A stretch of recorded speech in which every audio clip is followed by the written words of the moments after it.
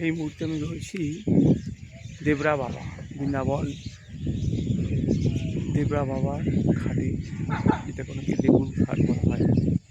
তো এই অপূর্ব সুন্দর বৃন্দাবন মানে আমার কাছে শুধু মন্দির দর্শন অবশ্যই, কিন্তু শুধুটা যে মন্দির দর্শন তা নয়, যমুনার এই কিনারায় আসা এবং এখানে এসে জব করা, তো আমার কাছে এর থেকে মানে খুব ডিপলি পিউরিফাইড আর কিছু আমার কাছে মনে হয় না।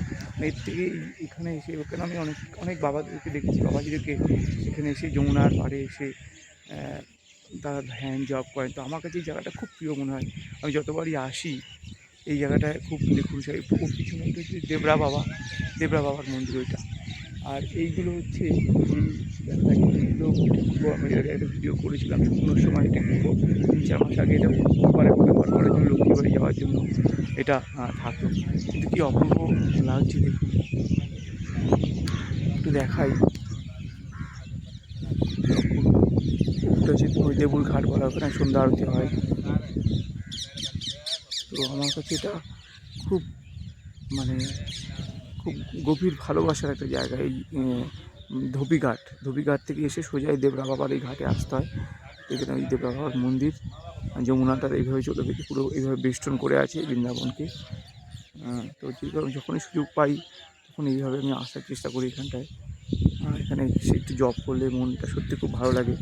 অ্যাকচুয়ালি বৃন্দাবন এসে শুধু যে দর্শন করে যে দৌড়ে বেড়ানো, এটা আমার কাছে ঠিক ততটা মনোপ্রত হয় না। মানে আমার কাছে মনে হয় বৃন্দাবন মানে কোথাও একটু বসে জব করা। আমাদের যে ঘরটা রয়েছে, রাধারানী যে ঘরটা তৈরি করে দিয়েছে, সেখানেও বেশ একটু শান্তির মতো করে বসে জব করা, ময়ূরের ডাক শোনা। তো বৃন্দাবন মানে এই যে প্রাচীন বৃন্দাবনের যে মাধুর্য আমার মনে হয় এর মধ্যেই খুঁজে পাওয়া যায়। যার জন্য আমি চেষ্টা করি একটু নিরিবিলি চলে আসা, নিরিবিলি জায়গাগুলো খোঁজা। তো এক অপূর্ব লাগে সত্যি, যেন আমি খুঁজে পাইছি আমাদের যদিও বৃন্দাবন দিব্যভূমি, মানে এর কোনো বিকল্প নেই, তবু আমার সেই যে মানে শ্রীকৃষ্ণের জন্মলীলা বা তার লীলা সম্পর্কে, রাধারানীর লীলা সম্পর্কে যেগুলো আমরা খুঁজে পাই, সেগুলো এই বৃন্দাবনের দিব্য প্রকৃতির মধ্যেই আমার খুব খুঁজে পাই। যাই হোক, এটা একটু শেয়ার করলাম, সবাই দর্শন করুন, সাধারণ।